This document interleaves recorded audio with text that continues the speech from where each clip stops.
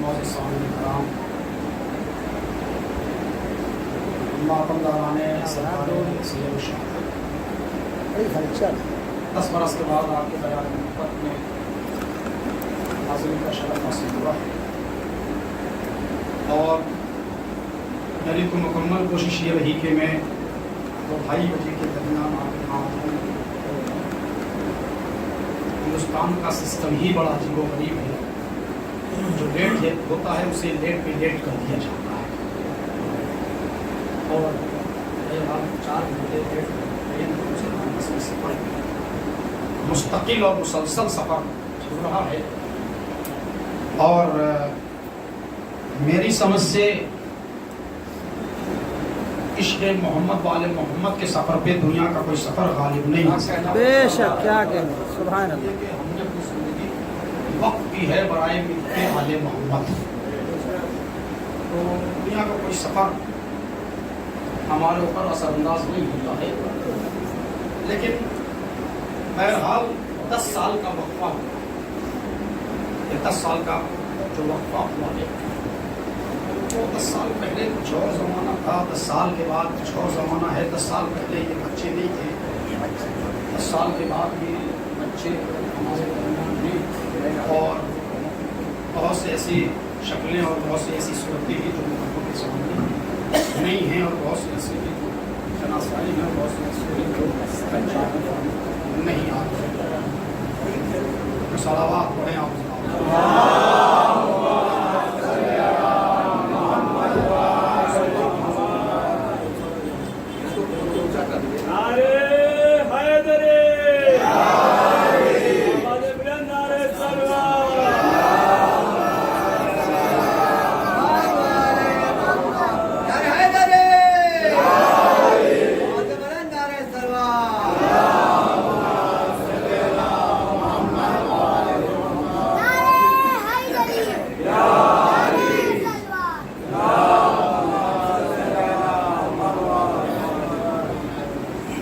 کافی دیر سے آپ حضرات انتظار کر رہے تھے، اور ظاہر سے بات ہے کہ انتظار ہی ہماری فطرت کیا کہنے، سبحان اللہ۔ اور فطرت ہی نہیں ہے بلکہ انتظار ہی ہمارے لیے بہت بڑی عبادت ہے، مگر شرط ہے کہ انتظار امام کا ہو۔ سبحان اللہ۔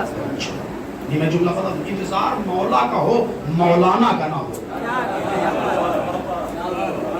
یہ عوام کی فکر ہے، یہ عوام کی زبان ہے، عوام یہ کہے گی دیکھیے مولانا نے اپنے کو ملاتے ملاتے کہاں تک ملا دیا۔ وہ مولا ہیں جن کا انتظار بڑا اچھا لگتا ہے، مولانا کا انتظار کرتا ہے۔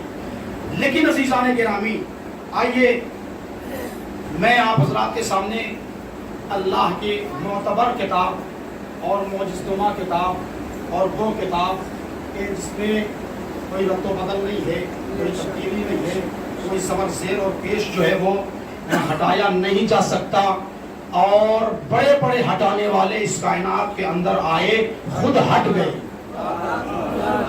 بڑے بڑے ہٹانے والے اس دنیا کے اندر آئے، وہ ہٹ گئے۔ بڑے بڑے مٹانے والے آئے، وہ مٹ گئے۔ بڑے بڑے فنا کرنے والے آئے، وہ فنا ہوتے چلے گئے۔ مگر قرآن مجید 1400 سال سے لے کے آج تک ہر زمانے کے لیے نیا نظر آ رہا ہے۔ ہر زمانے کے لیے زمانے کی کتابیں اور ہوتی ہیں، ہر زمانے کی کتاب اور ہوتی ہے۔ توجہ فرمائیں، زمانے کی کتابیں زمانے کے دھارے میں بہ جایا کرتی ہیں، ہر زمانے کی کتاب جو ہوتی ہے وہ ہر زمانے کے لیے معتبر ہوتی ہے، اور ہر زمانے کے اعتبار سے اس کے اسلوب ہوتے ہیں، اس کے قاعدے اور قوانین ہوتے ہیں۔ 1400 سال پہلے قرآن جو ہے وہی آج ہے، مگر 1400 سال پہلے کے لیے وہ کچھ اور معنی دیتا تھا، آج کے لیے کچھ اور معنی دے رہا ہے، کل کے لیے کچھ اور معنی دے گا۔ اور اس قرآن کو بچانے کی نہ ہماری ذمہ داری ہے نہ آپ کی ذمہ داری ہے۔ توجہ فرمائیں، اس قرآن کو بچانے کی نہ ہماری ذمہ داری ہے نہ آپ کی ذمہ داری ہے۔ ہم مٹانے کے لیے بہت سے نطفے ناتحقیق اس کائنات کے اندر آئے، بہت سے ایسے آئے جو قرآن کو مٹانے کی کوشش کرتے رہے، مگر قرآن نہ مٹایا جا سکا۔ انہی مٹانے والوں میں ایک مردود پیدا ہوا، ایک مردود پیدا ہوا جو قرآن کو مٹانا چاہتا ہے، عزیزو میں یہ عرض کر دوں کہ وہ قرآن کو چھوڑ دیجئے، قرآن کے ایک نقطے کو نہیں ہٹا سکتا، قرآن کے ایک نقطے کو نہیں ہٹا سکتا۔ کیوں؟ اس لیے نہیں ہٹا سکتا کہ قرآن صبر میں نہیں سمٹا ہے، قرآن زیر میں نہیں سمٹا ہے، قرآن پیش میں نہیں سمٹا ہے، توجہ فرمائے، قرآن جو ہے قرآن تشدید میں نہیں سمٹا ہے، قرآن جذب میں نہیں سمٹا ہے، قرآن آیتوں میں نہیں سمٹا ہے، قرآن نقطے میں سمٹا ہے۔ جب قرآن پھیلتا ہے تو قرآن بنتا ہے، سمٹتا ہے تو نقطہ بنتا ہے۔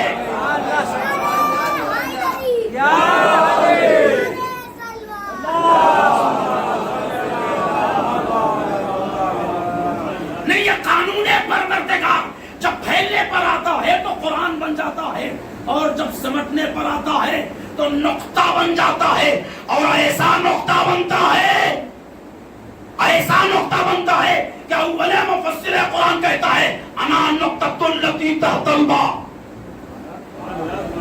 اول مفسر قرآن کہتا ہے انا نقطۃ التی تحت الباء، میں وہ نقطہ ہوں جو بے کے نیچے دیا جاتا ہے۔ توجہ فرمائیں، میں وہ نقطہ ہوں جو بے کے نیچے دیا جاتا ہے، اور اگر تم نے مجھے ہٹا دیا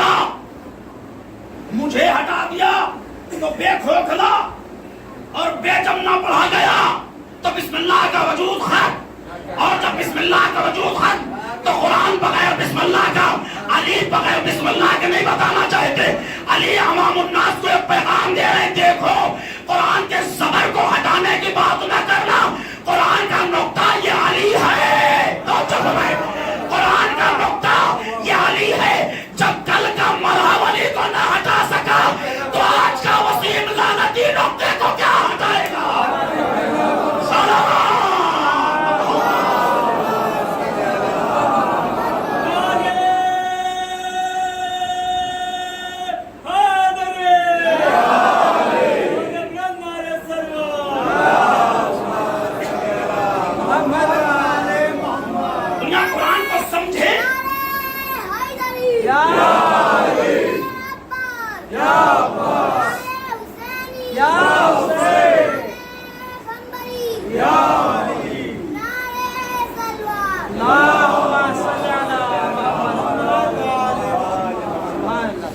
خدا سلامت رکھے، ان آوازوں کو رحمتوں کا نزول ہو ان آوازوں کے اوپر۔ دنیا قرآن کو سمجھے، قرآن کائنات کی اکلوتی کتاب ہے جو پریس میں آنے سے پہلے، شائع ہونے سے پہلے پڑھی گئی،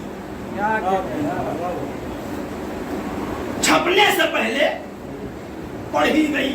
اب سوال یہ پیدا ہو رہا ہے کہ اس قرآن کو سب سے پہلے پڑھا کس نے؟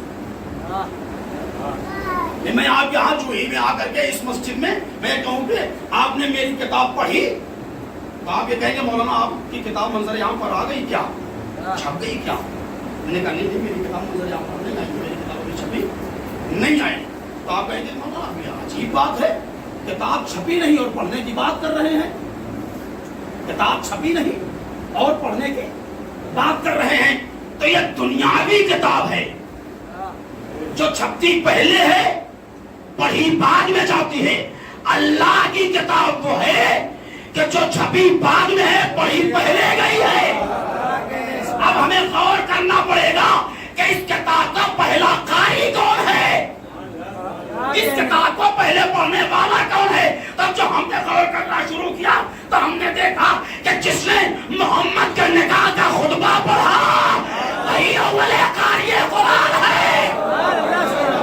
اے مسلمانوں، ابھی تمہاری سمجھ میں بات نہیں آئی، تم قرآن پر قرآن چھپ جانے کے بعد پڑھ کے مسلمان ہوئے ہو۔ ابو طالب کے لہجے کا نام قرآن کہلاتا ہے۔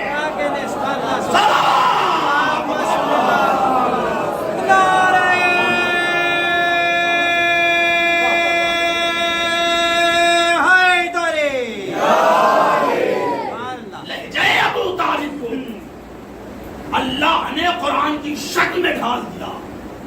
افسوس ہوتا ہے امت مسلمہ کی فکروں پر، وہ قرآن مجید کو نوری مان رہا ہے اور قرآن جس کے سینے پر آیا اسے اپنا بھائی مان رہا ہے. افسوس کا محل ہے, افسوس کا مقام ہے.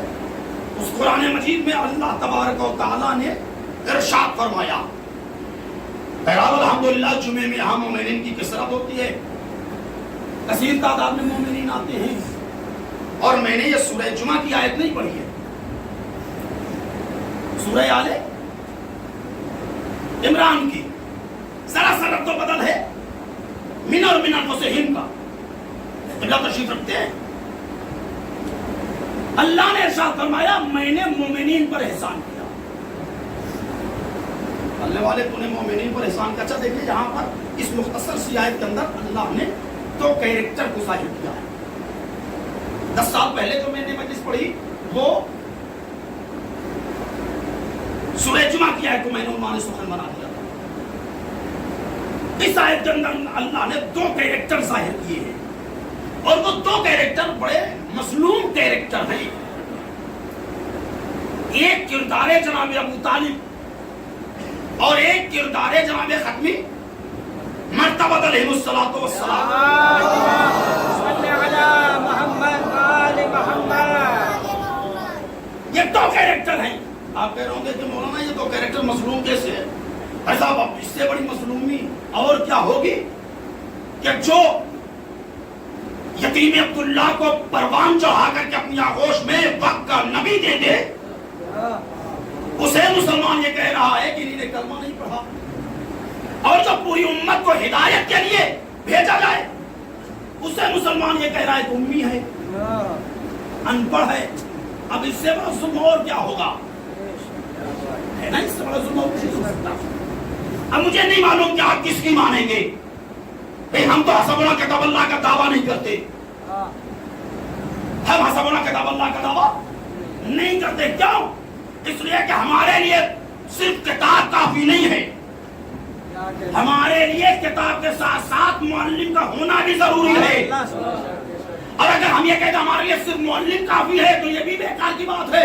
اس لیے کہ بغیر کتاب کے معلم کیسا, وہ بغیر کتاب کے کیا پڑھائے گا؟ اس لیے ہمارے لیے کتاب بھی کافی ہے. کتاب کے ساتھ ساتھ اہل بیت اور اہل بیت کے ساتھ ساتھ کتاب, یہ دونوں ایک دوسرے کی ترجمانی ہیں. یہ دونوں ایک دوسرے کی ترجمانی ہیں. تو میرے عزیزوں میں عرض کر رہا تھا کہ وہ اور ہوں گے جن کا پورا دار و مدار کتاب پہ ہوگا, اور وہ کہتے ہیں کہ حسبنا کتاب اللہ, ہمارے لیے اللہ کی کتاب کافی ہے. ہمارے لیے اللہ کی کتاب کافی نہیں ہے. ہمارے لیے آل محمد اور اللہ کی کتاب یہ دو شے, یہ دو شے. اور اللہ کا کرم ہے, آل محمد کا صدقہ ہے.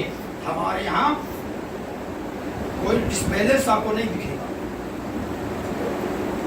ڈسبیلنس آپ کو اس لیے کہ اگر ایک انسان کو ایک ہاتھ میں وزن دے دیا جائے تو ایک ہی طرف جھک کے چلے گا. ایک ہاتھ میں اگر وزن دے دیجئے وہ ایک طرف جھک کے چلے گا, اور اگر دونوں ہاتھ میں 10-10 کلو وزن دے دیجئے تو بالکل ٹائٹ ہو کر کے چلے گا, بالکل بیلنس رہے گا, نہیں ادھر جھکے گا نہیں ادھر جھکے گا. توجہ فرمائیں, بالکل بیلنس کے ساتھ چلے گا. اسی لیے اللہ کے حبیب نے ہمیں دونوں جو وزنی چیزیں دی ہیں وہ برابر کی دی ہیں.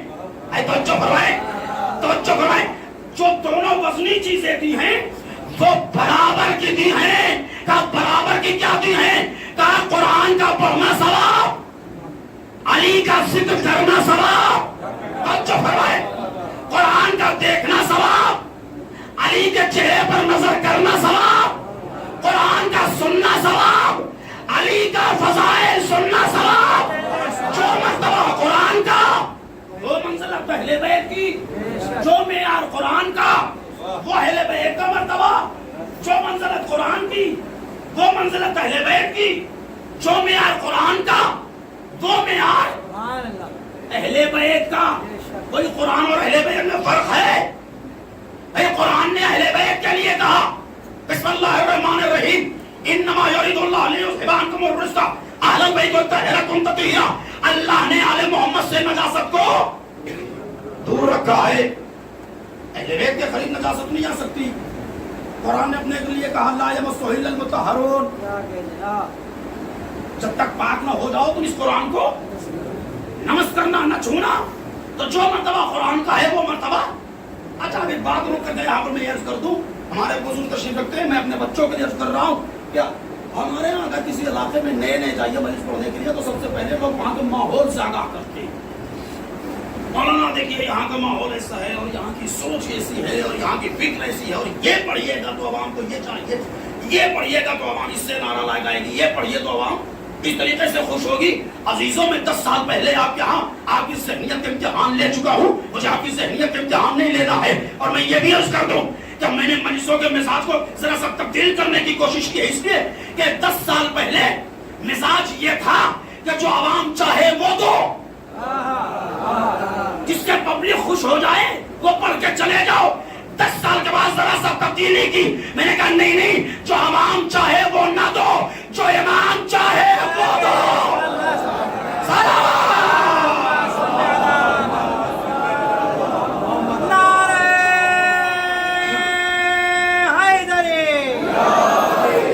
انشاءاللہ اور باتیں آگے کی مجلس میں کی جائے گی, لیکن یہ عرض کر دوں کہ لوگ آگاہ کرتے ہیں. دیکھیے یہ ایسا ماحول ہے, یہ معاملہ ایسے ہی پڑھیے گا کہ جو نہیں آتے وہ بھی آ جائیں. ہے نا بزرگوں کے درمیان چھوٹا مسئلہ چاہتا ہوں, ایسے ہی پڑھیے گا جو نہیں آتے وہ بھی آ جائیں. ہم نے کہا کون, کہا یہ ان کو بھی بلا لیجئے. ارے صاحب ایسی مجلس سے ہوئی. ہم نے کہا پہلے اپنوں کو بلا لیجئے. اپنے تو چوراہے میں بیٹھے رہتے ہیں, ان کو بلانے کی کوشش کر رہے ہیں. پہلے اپنوں کو بلائیے. ہم نے کہا سنو, میں قرآن مجید کی مخالفت نہیں کرتا, خلاف ورزی نہیں کرتا. کہا کیا؟ ہم نے کہا آپ نے کہا نا کہ ایسی پڑھیے جس سے وہ بھی آ جائیں. تو میں سنیے, قرآن نے پہلے ہی کہہ دیا اللہ نے آل محمد سے نجاست کو دور رکھا ہے. اللہ نے آل محمد سے نجاست کو دور رکھا ہے. تو جو نجاست ہے وہ فرش سے دور ہے, جو طہارت ہے وہ قریب ہے.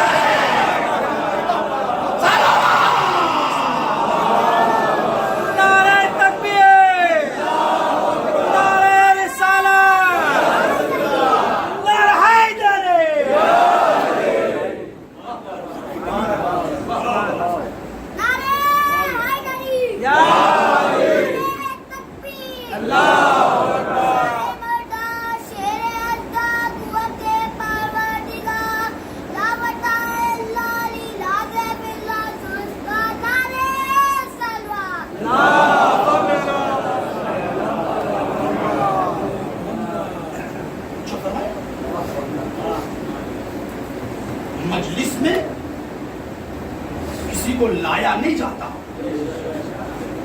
زبردستی کسی کو بلایا نہیں جاتا. جس کا خمیر پاک ہوتا ہے وہ چل کے آ جاتا ہے. جملہ بدل دوں, دربار حسین میں کسی کو بلایا نہیں جاتا. توجہ فرمائیں, جس کا خمیر پاک ہوتا ہے وہ بغیر بلائے آ جاتا ہے. جس کا خمیر پاک ہوتا ہے اس کو بھگایا جاتا ہے تو بھی نہیں جاتا. جس کا خمیر پاک ہوتا ہے اس کو بلایا نہیں جاتا. مثال ہمارے پاس دونوں کی ہے. پاک ہے بھگاتے رہو نہیں جائے گا, پاک نجس ہے بلاتے رہو نہیں آئے گا. خمیر اگر پاک ہے تو بغیر بلائے آ جائے گا. کہا کیسے؟ کہا شب عاشور صبح عاشور, شب عاشور صبح عاشور. شب عاشور حسین چراغ بجھا کے پاک خمیر والوں کو بھگا رہے تھے, نہیں گئے. صبح عاشور حسین نے انتظار کیا, پاک خمیر والا ادھر سے چلا, حسین نے بلایا نہیں تھا.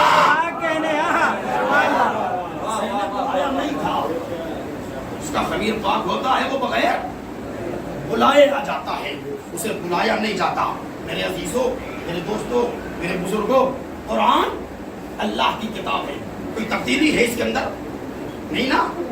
جو معیار قرآن کا ہے وہی معیار اہل بیت کا. جو منزلت قرآن کی, جو منزلت اہل بیت کی برابر ہے نا. کوئی کمی و بیشی نہیں. آل محمد میں قرآن میں کوئی کمی نہیں ہے نا, کوئی کمی نہیں. جو مرتبہ قرآن کا ہے وہی مرتبہ قرآن. اہل بیت کا ہے, قرآن بھی نور ہے, اہل بیت بھی نور ہے, مگر ایک ذرا سا فرق ہے. اہل بیت اور قرآن میں ایک ذرا سا فرق ہے, اور وہ فرق بہت خوبصورت ہے. ایک ذرا سا فرق, وہ فرق بڑا خوبصورت ہے. آپ کہیں گے صاحب مولانا یہ کیا بیان کر رہے ہیں؟ اہل بیت میں قرآن میں فرق ہے. جی فرق ہے. قرآن کا دیکھنا ثواب, قرآن کا سننا ثواب, قرآن کا پڑھنا ثواب, مگر قرآن کو قرآن قرآن قرآن قرآن کہنا ثواب نہیں ہے. کیا کہنے رہا؟ قرآن کو قرآن قرآن قرآن قرآن کہنا ثواب.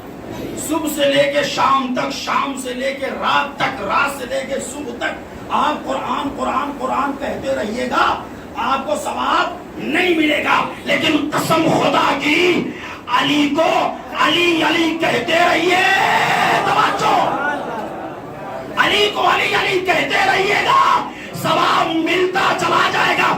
یہی فرق ہے قرآن میں اور علی میں, کہ قرآن قرآن کہنے سے ثواب نہیں ملتا, علی علی کہنے سے ثواب ملتا رہتا ہے. سلام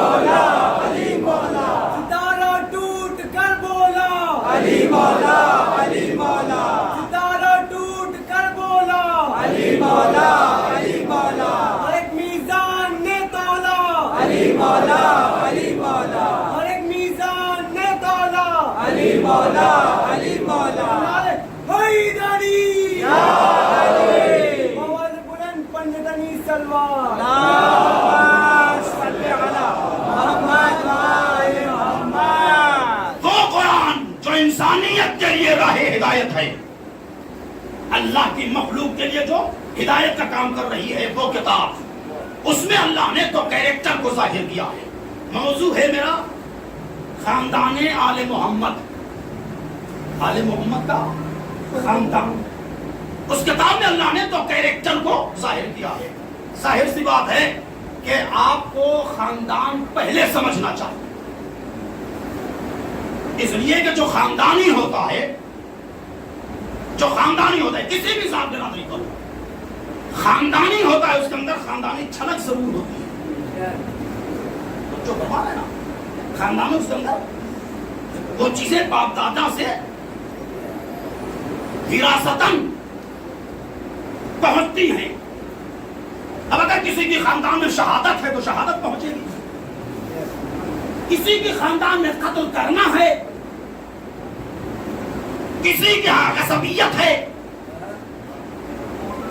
غصب کرنا ہے, وہ ساری چیزیں چلیں گی. ایمانداری بے ایمانی یہ ساری چیزیں. تو مجھے خاندان رسالت پہ روشنی ڈالنی ہے. ایک ہلکا سا خاکہ کھینچ کے گفتگو کو تمام کیے دے رہا ہوں. اللہ نے ارشاد فرمایا میں نے مومنین پر احسان کیا. مالک کائنات کیا احسان کیا؟ کا مومنین پر احسان کیا کہ میں نے ان میں سے ایک نبی بھیجا. عجیب یہ آیت کریمہ ہے قرآن مجید کی. مسلمان کہتا ہے نبی جس گھرانے میں آیا, جس آغوش میں پلا, وہ کافر ہے. قرآن یہ کہہ رہا ہے کہ میں نے مومنین پر احسان کیا. کس پہ احسان کیا؟ مومنین پر احسان کیا. اب یہ بتائیے کہ قرآن کی مانی جائے یا مسلمان کی مانی جائے؟ فیصلہ آپ پہ ہے. قرآن کہہ رہا ہے کہ میں نے مومنین پر احسان کیا تو انہی میں سے ایک نبی بھیجا. اچھا بھیجا تو کاہے کے لیے؟ کیا بھیجا اس لیے کہ کتاب و حکمت کی تعلیم دے. عجیب بات ہے, مسلمان کہہ رہا ہے کہ آنے والا نبی کو جانتا ہی نہیں, امی ہے. قرآن یہ کہہ رہا ہے میں نے اسی لیے دیکھا کہ کتاب و حکمت کی تعلیم دے, تزکیہ نفس کی تعلیم دے. لوگوں کو ضلالت و گمراہی کے گڈھے میں جانے سے مطلب امر بالمعروف اور نہی عن المنکر، یہ دونوں حکم یہ ہم نے اس نبی کو اس لیے بھیجا ہے۔ آیت کا ترجمہ مکمل ہو گیا، ترجمہ میں نے مکمل کر دیا۔ اب سوال یہ پیدا ہو رہا ہے کہ نبی جس خاندان جس گھرانے میں آیا اور جس آغوش میں پلا، مسلمان تعصب کی عینک لگا کر کے عداوت پیغمبر میں یہ کہہ رہا ہے کہ ابو طالب نے کلمہ نہیں پڑھا، اور دشمنی پیغمبر میں یہ کہہ رہا ہے کہ پیغمبر ہمارے جیسے بشر ہے، پیغمبر ہمارے جیسے بشر ہے، ہمارے جیسے انسان ہے۔ قرآن یہ کہہ رہا ہے کہ میں نے کتاب و حکمت کی تعلیم کے لیے بھیجا۔ اچھا، مسلمانوں نے یہ نتیجہ اخذ کہاں سے کیا؟ یہ جو مسلمان بیان کر رہے ہیں کہ پیغمبر جو ہے وہ ان پڑھ تھے، پڑھے لکھے نہیں تھے، کچھ نہیں معلوم تھا، دیکھیے ہم توہین رسالت برداشت نہیں کرتے، ہم سے توہین رسالت برداشت نہیں ہے۔ کیوں؟ اس لیے کہ اگر ہم نے توہین رسالت برداشت کر لی تو ہمارے پاس پھر کچھ بچے گا ہی نہیں۔ ہماری ساری شان عظمت رسالت میں ہے، ہم سیرت پیغمبر بیان کرتے ہیں، ہم سیرت پیغمبر بیان کرتے ہیں، سورت پیغمبر نہیں بیان کرتی۔ ہم زلفوں کی تاریخ کے ساتھ ساتھ ان ہاتھ کا بھی تذکرہ کرتے ہیں جن ہاتھوں میں زلفیں عین ہیں۔ ہم دوش پیغمبر کی تاریخ کے ساتھ ساتھ ان قدموں کو بھی ذکر میں لاتے ہیں جو قدم دوش پیغمبر پر آئے۔ آپ غور کیجئے، ہم تو ہی رسالت نہیں برداشت کرتے، تو ہم کبھی یہ نہیں برداشت کریں گے کہ آپ یہ کہیں کہ پیغمبر ہمارے جیسے ہیں۔ بس یہ وقت ہی نہیں کہ ہم تو ہی پیغمبر برداشت کر سکیں۔ کیوں؟ اس لیے کہ پیغمبر ہے رحمت للعالمین، دنیا پیغمبر کو سمجھے، آخر نبی ہے، اب ان کے بعد نبوت کا سلسلہ نہیں ہے، یہ وہ نبی ہے جو پوری کائنات کے لیے رحمت بن کے آیا۔ مسلمانوں نے اپنے باپ دادا کی خوریزی کو چھپانے کے لیے پیغمبر کے ہاتھ میں تلوار تھما دی۔ اسٹیچو جو بنایا گیا پیغمبر کا، ایک ہاتھ میں قرآن اور ایک ہاتھ میں تلوار، اور ہسٹری میں دکھایا گیا کہ پیغمبر نے اسلام تلوار کے ذریعے پھیلایا۔ حالانکہ جتنی بھی کتابیں ہیں سیرت پیغمبر پہ، سب میں لکھا ہے کہ پیغمبر نے اسلام تلوار کے ذریعے نہیں کردار کے ذریعے پھیلایا ہے، اسلام کردار کے ذریعے پھیلا ہے۔ تو عزیزان گرامی، ہمیں پیغمبر کے خاندان کو دیکھنا پڑے گا کہ خاندان پیغمبر جو ہے وہ سخی ہے یا نہیں ہے، پیغمبر کا خاندان ہے کیسا۔ تو سب سے پہلے جو مسئلہ آتا ہے وہ یہ ہے کہ خونی رشتے کو دیکھنا پڑتا ہے۔ اب آئیے پیغمبر کے خاندان میں ہم جناب عبد المطلب کا انتخاب کرتے ہیں، اور یہیں پر میں اپنی بات کو تمام بھی کرنے کی کوشش کروں گا۔ جناب عبد المطلب پیغمبر کے دادا ہیں، جناب عبداللہ کے والد ماجد ہیں، جناب ابو طالب کے والد ماجد ہیں۔ جناب عبد المطلب سے رومن امپائر نے شادی کا پیغام بھیجا، روم کی شہزادی نے جناب عبد المطلب کے پاس شادی کا پیغام بھیجا۔ ایمانداری کے ساتھ بتائیے کہ اگر کسی بھی پردھان منتری اور راشٹرپتی کا کہ یہاں سے پیغام آ جائے تو لوگ حسب و نسب بعد میں دیکھیں گے، ایسے پہلے کریں گے۔ اس لیے کہ اب ہمارے سماج میں لوگ باکردار نہیں دیکھتے، جہاں بھی لوگ لڑکی اور لڑکے کا رشتہ کرتے ہیں وہاں پر یہ نہیں پوچھتے کہ لڑکی نماز پڑھتی ہے کہ نہیں پڑھتی، لڑکا نمازی ہے، متقی پرہیزگار ہے کہ نہیں ہے، نہیں، تو وہاں بھی یہ پوچھا جاتا ہے کہ سورس آف انکم کیا ہے، کمائی کیا ہے، یہ بتائیے کہ لڑکی ماڈرن ہے کہ نہیں ہے۔ تو لوگ جو پیسوں پہ جاتے ہیں، اور بعد میں اچھا ہمیں یہاں پر استاد محترم جناب مولانا زہیر خان صاحب کا ایک جملہ یاد آ گیا کہ لوگ نجیب الطرفین ڈھونڈتے ہیں. یہاں خان صاحب ہیں تو خان صاحب نجیب الطرفین ہونا چاہیے. ننیال بھی خان، ددیال بھی خان، اور خالہ کا بھی گھر جو ہے وہ خان ہونا چاہیے، اور بہن جو گئی ہے وہ بھی خانزادوں میں ہونی چاہیے. تو ہم تو نجیب الطرفین ڈھونڈتے ہیں. استاد محترم کہتے ہیں کہ آپ نجیب الطرفین تلاش کر کے شادی تو کر لیتے ہیں، مگر شادی کے 3 مہینے کے بعد پتا چلتا ہے کہ جو نجیب الطرفین تھی عجیب الطرفین ہو گئی. تو جو فرما رہے نہیں فرما رہے، عجیب الطرفین جو تھی وہ عجیب الطرفین ہو گئی. اب ہمیں خاندان پیغمبر دیکھنا ہے. رومن امپائر نے شادی کا پیغام جناب عبد المطلب کے پاس بھیجا. جناب عبد المطلب نے اس شادی کے پیغام کو ٹھکرا دیا. امت مسلمہ کے جتنے بھی فرقے ہیں، کیا کسی فرقے کے پاس اس رشتے کو ٹھکرانے کا جواب ہے؟ کسی بھی ایک فرقے کا نام بتائیے. ہے کسی کے پاس کوئی جواب؟ نہیں ہے جواب کسی کے پاس کوئی. لیکن خدا کی قسم امت مسلمہ کے سارے فرقوں کے پاس جواب اس لیے نہیں ہے کہ اس نے باب مدینۃ العلم کو چھوڑ دیا ہے. اگر باب مدینۃ العلم سے وابستگی ہوتی تو جو جواب میرے پاس ہے وہی جواب ان کے پاس ہوتا. امت مسلمہ کے کسی فرقے کے پاس یہ جواب نہیں ہے کہ پیغمبر کے گرینڈ فادر جناب عبد المطلب نے رومن امپائر سے شادی کے پیغام کو کیوں ٹھکرایا. مگر ہمارے پاس جواب ہے. کیا جواب ہے؟ کیا زیارت وارثہ اٹھا کے پڑھو. توجہ فرمائیں، زیارت وارثہ اٹھا کے پڑھو. زیارت وارثہ جب آپ پڑھو گے تو اس کے اندر جملہ ہے بسم اللہ الرحمن الرحیم اشہد انک کنت نورا فی الاصلاب الشامخہ والارحام المطہرہ ولم تنجسک الجاہلیہ بانجاسها ولم تلبسک نعمت اللہ ما تستجابها واشہد انک من دعائم الدین وارکان المؤمنین واشہد انک الامام البر التقی الرسی السکی الہادی المہدی.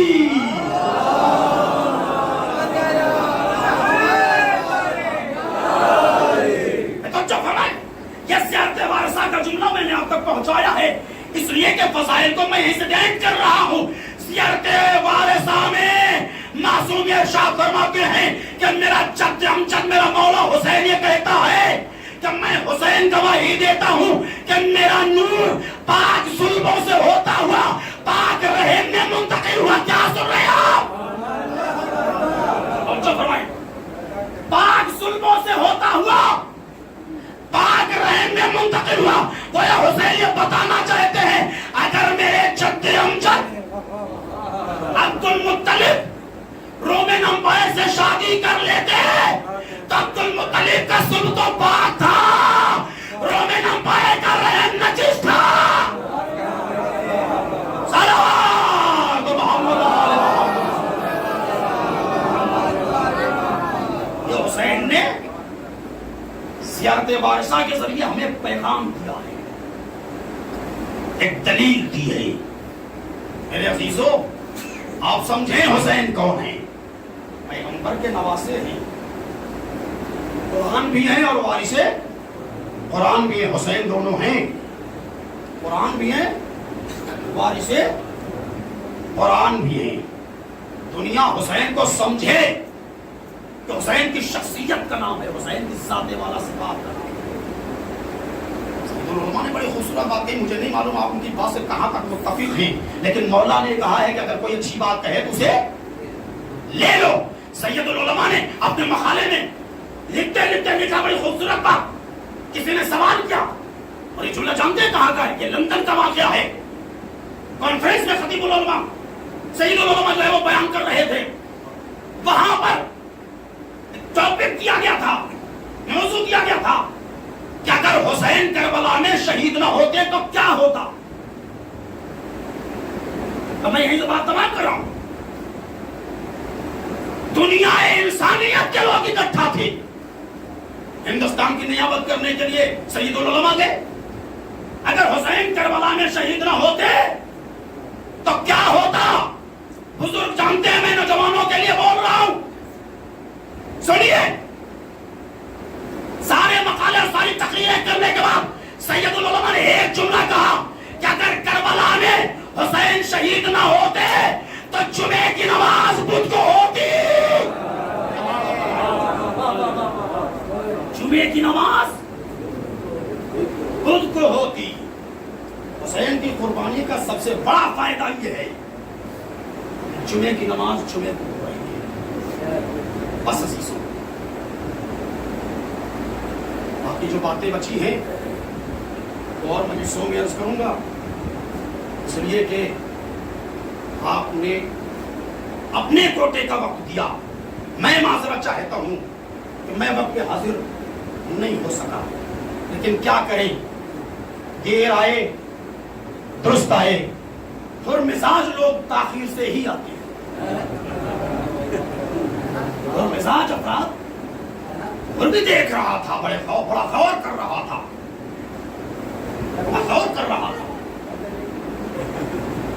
وقت آئے گا تو وہ بھی ہو سکتا ہے۔ صلوات پڑھیں آپ حضرات۔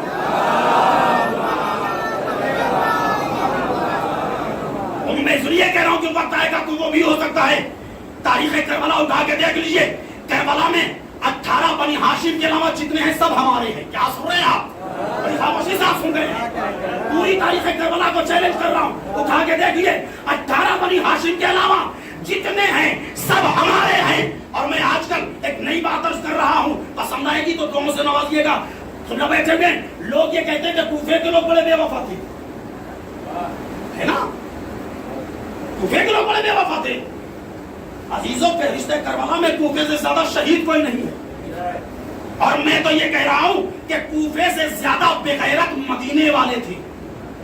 چیلنج ہے میرا، کوفے سے زیادہ بے غیرت اور بے وفا مدینے والے تھے۔ آپ کہہ رہے ہوں گے مولانا کیا لغویات بیان کر رہے ہیں، دلیل دے دوں۔ اگر مدینے والے بے غیرت نہ ہوتے تو فاطمہ کو تماچے نہ مارے جاتے۔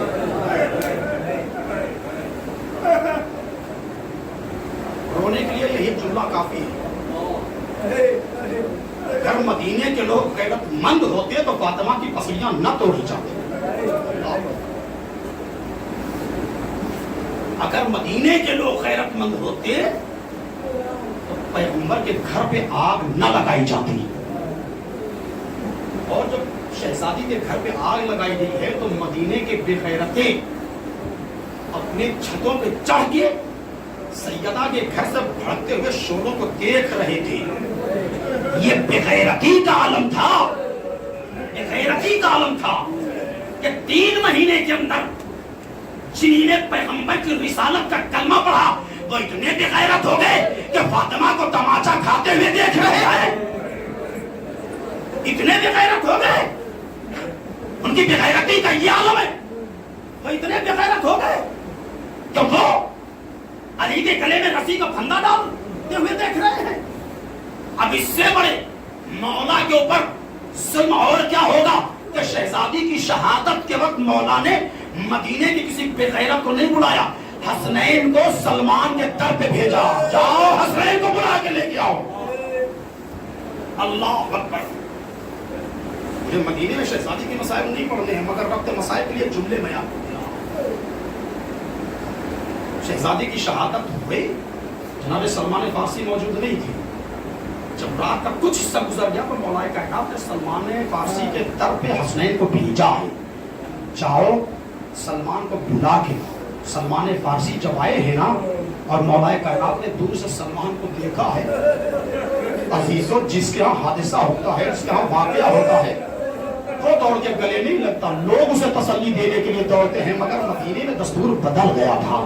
مولا کائنات نے آتے ہوئے سلمان کو دیکھا، دوڑے اور دوڑ کے سلمان کو گلے سے لگا لیا، سلمان میں اکیلا ہو گیا، اللہ اکبر، اے سلمان میں تنہا ہو گیا، میری مددگار دنیا سے رخصت ہو گئی۔ مدینے میں علی نے سلمان کو بلایا ہے، کربلا میں حسین نے حبیب کو بلایا ہے۔ جزاکم اللہ خیر الجزا۔ خدا کو کسی غم میں نہ رلائے سوائے غم آل محمد کی۔ آوازیں گریہ بلند ہو گئی، شہزادی رومال لے کے آئی، میرے حسین پہ رونے والوں بلند آواز سے رو۔ جب آپ روتے ہو نا، آپ کی آنکھوں سے جو آنسو جاری ہوتے ہیں، شہزادی اپنے رومال میں ان آنسوؤں کو جگہ دیتی ہے۔ जगह देके लेके जाती हैं, हुसैन के जख्मों का मरहम बनाती हैं। अल्लाह अकबर।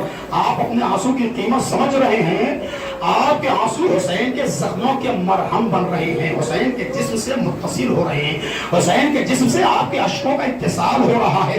मगर अल्लाह जाने हुसैन के सारे जख्म ठीक हो जाते हैं, हुसैन के जिस्म में एक जख्म ऐसा है जो ठीक नहीं होता। शहजादी कहती है तो मेरे लाल हुसैन के सीने पर 18 साल के करियल जवान अली अकबर की जुदाई का दाग तो हुसैन का सख्त मुंतमिल नहीं। जज़ाकुमुल्लाह खैरन। अली ने मदीने में सलमान फारसी को बुलाया। हुसैन ने करबला में 4 मुहर्रम को उमर साद के लश्कर की आमद को देखा। ज़ैनब ने पूछा माजाए कौन आ रहा है? कहा साद बिन अबी वक़ास आया हुआ है। एक मर्तबा अली की बेटी कहती है मेरे माजाए बस इतना बता दीजिए कि क्या इस अतराफ में आपका कोई चाहने वाला नहीं है? इस इलाके में आपका कोई चाहने वाला नहीं है? एक मर्तबा हुसैन ने सर को झुका के कहा ज़ैनब हाँ, कूफे में मेरा एक दोस्त है, मैं चाहता हूं कि बस हबीब के मसाइब पढ़ के मजलिस तमाम कर दूं, बाकी मसाइब कल सुनिएगा इंशाअल्लाह। ज़ैनब कूफे में मेरा एक दोस्त है जिसे हबीब इब्न मज़ाहिर कहते हैं। अल्लाह अकबर। कूफे से 20,000 18,000 1 लाख के करीब हुसैन के पास खत गए थे, मगर हुसैन ने चंद खतूत भेजे और चंद खतूत में सबसे अहमियत का हामिल जो खत है वो जनाब हबीब इब्न मज़ाहिर के हवाले किया है। जानते हैं जनाब हबीब इब्न मज़ाहिर के पास खत हुसैन ने कब भेजा? 4 मुहर्रम को। उस वक्त भेजा है जब कूफे के हालात खराब हो चुके थे, जब कूफे के हालात बद से बदतर हो चुके थे, नाकेबंदियां हो चुकी थी, चौराहे पे जो है पुलिस बैठाई जा चुकी थी, चौराहे पे सिपाही तैनात थे, मुस्लिम कत्ल किए जा चुके थे, मुस्लिम के पांव में रस्सियां बांध के कूफे की गलियों में भेजा जा चुका था, मुस्लिम के बच्चों को मौत के घाट उतारा जा चुका था। ऐसे आलम में जहां कूफे में सांस का लेना दुश्वार था, ऐसे माहौल में हुसैन ने 4 मुहर्रम को एक नामा भर भेजा है, लेके जाओ मेरा बचपन का दोस्त हबीब कूफे में आए। जज़ाकुमुल्लाह खैरल जज़ा। नामा पर हुसैन का खत लेकर छुपता छुपाता वारिदे कूफा हुआ। हबीब अपनी शरीक हयात के साथ खाना नोश करवा रहे थे। करबला से कूफे की दूरी जानते हैं 50-55 किलोमीटर दूर है। जो हज़रात करबला गए होंगे उन्हें मालूम होगा 55 किलोमीटर दूर है करबला से कूफा। नामा भर लेके पहुंचा हुसैन का नामा। हुसैन का दोस्त हबीब अपनी शरीक हयात के साथ खाना नोश करवा रहे थे। लुक़मा गुलूगी हुआ, कहते हैं लगता है कोई कासिद आने वाला है, कासिद आने वाला है। थोड़ी देर में किसी ने दरवाजे पर धक्का मारा। हुसैन ने पूछा कौन? आवाज आई मैं हुसैन का कासिद हूँ। अल्लाह अकबर। हुसैन का नाम सुना, हबीब दौड़े हुए गए। नामा पर ने नामा लिए दिया, हबीब ने नामे को लिया, नामे को छाप किया, लिफाफे को छाप किया, खत निकाला, आका की तहरीर को पहचाना, एक मरतबा आंखों से लगाया, आंखों से लगा के ज़ारो कतार रोना शुरू कर देते हैं। अभी जानते हैं क्या लिखा हुआ था? हुसैन ने उस खत के अंदर अपने दोस्त को लिखा था, यह खत गरीबुल वतन हुसैन इब्न फातिमा ज़हरा की तरफ से रुजले फकीर हबीब इब्न मज़ाहिर की तरफ। अल्लाह अकबर। अपने वक्त का इमाम अपने को गरीबुल वतन लिख रहा है, अपने दोस्त को रजले फकीर लिख रहा है। और लिखने के बाद दिया, कासिम लेके पहुंचा, हबीब ने देखा और एक मरतबा आंखों से लगाया, रोते हुए ज़ौजा के पास आए। कहा क्या बात है? कहा फातिमा का लाल नरवे यादा में करबला में घिर गया है, मुझे नुसरत के लिए बुलाया है। शरीक हयात ने पूछा क्या इरादा है? क्या मुझे तेरा ख्याल आ रहा है। हबीब ने ये इम्तिहानन कहा है, मुझे तेरा ख्याल आ रहा है। खुदा सबकी शरीक हयात को हबीब इब्न मज़ाहिर की शरीक हयात की सीरत अता फरमाए। एक मर्तबा जनाब हबीब कहते मुझे तेरा ख्याल आ रहा है। शरीक हयात कहती है हबीब तुम फिर फाय हो, फातिमा का लाल मदद के लिए बुलाए, तुम्हें हमारा ख्याल तलब के रोज़ाना हो, तुम्हें हमारा ख्याल हो। और ये कहते शरीक हयात ने हाथों की चूड़ियां उतारी। मुझे नहीं मालूम اس زمانے میں چوڑیوں کا رواج عرب میں تھا یا نہیں تھا میں نہیں جانتا، مگر جو علماء پڑھتے ہیں کتابوں میں لکھا ہے، میں وہی پڑھ رہا ہوں۔ حبیب ابن مظاہر کی شریک حیات نے ہاتھوں سے کنگنوں کو اتارا اور اتارنے کے بعد ایک مرتبہ حبیب کو دیا، لو حبیب یہ تم پہن کے گھر میں بیٹھو، میں فرزند رسول کی نصرت کو جاؤں گا۔ جملہ سنیں گے حبیب کا، حبیب کہتے ہیں اے میری شریک حیات میں تیرا امتحان لے رہا تھا، جا خدا نے جا، میں نے تجھے آزاد کیا، میں نے تجھے طلاق دی، میں نے تجھے آزاد کیا۔ حبیب کی شریک حیات کہتے ہیں واہ حبیب جب تک تنہا تھے اپنی زوجیت میں رکھا، آج حسین کی بارگاہ میں جا رہے ہو مجھے طلاق دے رہے ہو۔ حبیب سنو، میں تمہاری بیوہ بن کے زندگی گزارنا پسند کروں گی، تمہاری مطلقہ بن کے زندگی گزارنا پسند نہیں کروں گی۔ اے حبیب میں تمہاری بیوہ بننا چاہتی ہوں۔ اللہ اکبر۔